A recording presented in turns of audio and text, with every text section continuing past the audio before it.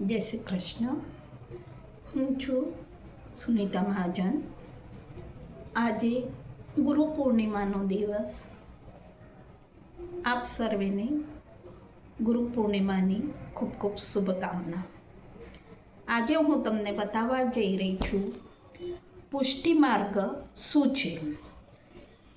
પુષ્ટિ માર્ગ એટલે શીતલ અને સાચા પ્રેમનો સંપ્રદાય.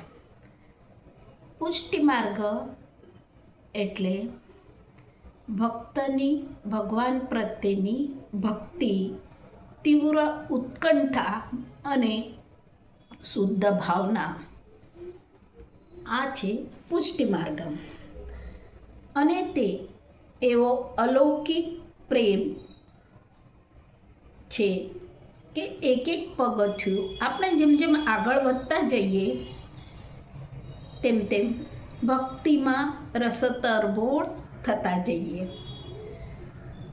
જ્યારે પૂર્ણ રસમય અવસ્થા પર પહોંચીએ ત્યાં સુધીમાં તો વિરહની પરાકાષ્ઠા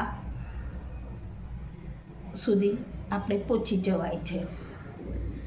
અને એટલે જ વૈષ્ણવ જીવાત્મા પુષ્ટિ માર્ગમાં ભગવાન શ્રી કૃષ્ણને પોતાનું સર્વસ્વ માનતા થઈ જાય છે.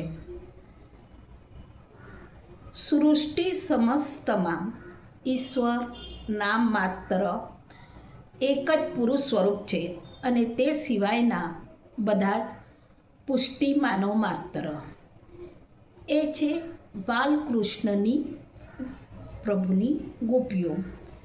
દાખલા તરીકે જ્યારે શ્રી કૃષ્ણ ભગવાન રજમાં બંસરી વગાડતા હતા ત્યારે તેની ધૂન સાંભળીને ગોપીઓ પોતાના ગૃહ કાર્ય, પોતાના બાળકોનું પયપાન, પોતાના સાજ શૃંગાર કે પોતાની રસોઈ, ઘર પરિવાર બધું જ ભૂલી ગેલી થઈને દોડી જતી હતી.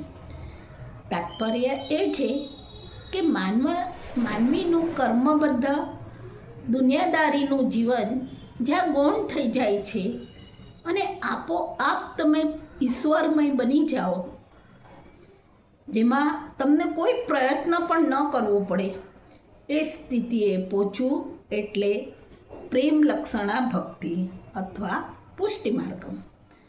સામાન્ય રૂપે અથવા સામાન્ય વિચારધારા પ્રમાણે પુષ્ટિ માર્ગને હિન્દુ ધર્મના એક સંપ્રદાય તરીકે લેખવામાં આવે છે, પરંતુ આ સાચું નથી. પુષ્ટિ માર્ગ એટલે માનવતાનો ધર્મ, પ્રેમનો ધર્મ, પુષ્ટિ માર્ગનો ધર્મ. દરેક અન્યાય વચ્ચે અલૌકિક પ્રેમ સંબંધ સ્થાપવાનો ધર્મ, જેમાં જાતિ પાતિ વર્ણ વર્ગનું સંપૂર્ણ એકીકરણ થઈ જાય છે. પુષ્ટિ માર્ગના અનુયાયી હોય તે એટલી બધી એકાત્મતા સાધે છે કે બાહ્ય સાધનો, ઉપકરણો અથવા દુનિયાદારીના બીજા કોઈ લોકો કે તત્વો તેમને ભ્રમિત કરતા નથી. તેઓને બધી વસ્તુમાંથી મુક્તિ મળી જાય છે અને પ્રેમ દ્વારા પ્રભુને પ્રાપ્ત કરવાનો સરળ અને સાચો સુંદર માર્ગ એટલે પુષ્ટિ માર્ગ. અસ્તુ. જય શ્રી કૃષ્ણ.